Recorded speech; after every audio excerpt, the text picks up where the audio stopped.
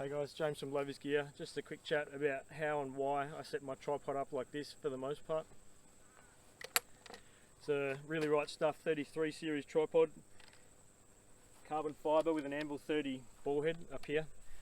It's got sword and LowVis Gear tripod leg covers and an Armageddon Gear tripod sling on the front there.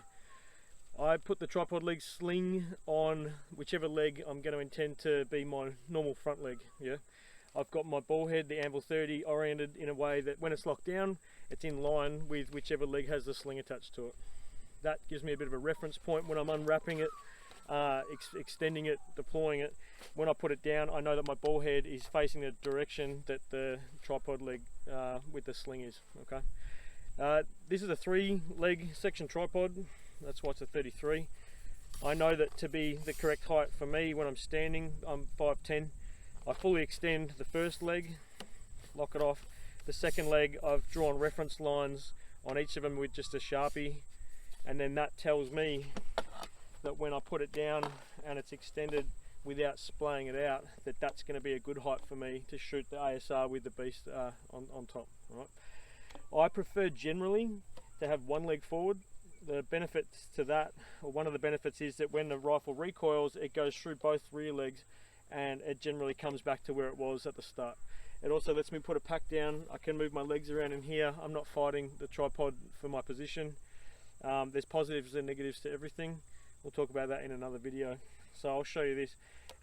3 series tripod, legs deployed to my sternum height. That's a good spot. You want to kind of have the top of the tripod. Any higher and it gets weird, you're on your tippy toes. Any lower and you're really quite, splayed and you're starting to use more muscles, and it just gets a bit strange. So set your tripod up, one leg forward. I'll chuck the rifle on, the ASR in 300 PRC. I know my balance point's about there, and you can see that if I let it kind of flop, it's not unhappy going in any direction, which is good. There's positives and negatives to having the rifle fully balanced. We'll go into that later. So there's a target, an IPSC up here at about 360 meters. It's 1.2mm holdover. So I'm going to set the tripod up. I'm going to aim it. I'll fire one round, and without disturbing the position, and we'll just watch the rifle recoil and return back to where it is. So have a look at this.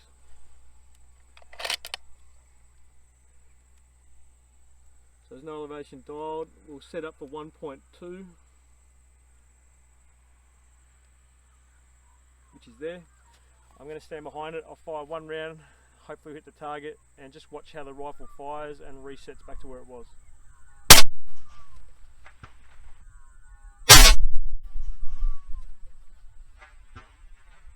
Hit the gong. You can see the rifle will fire, it'll recoil on both legs, and it'll kick back to where it was. That's obviously without a shoulder or any weight behind it. The benefit to this, like I talked about, is you're not fighting the tripod for space. I know exactly which leg I want to be at the front. The rifle, the energy will flow through the system fairly evenly, and it generally will come back to where it was, or within reason anyway.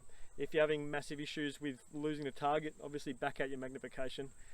You just need to mess around with that. James from LowVis Gear, hopefully this is helpful. I'll speak to you soon.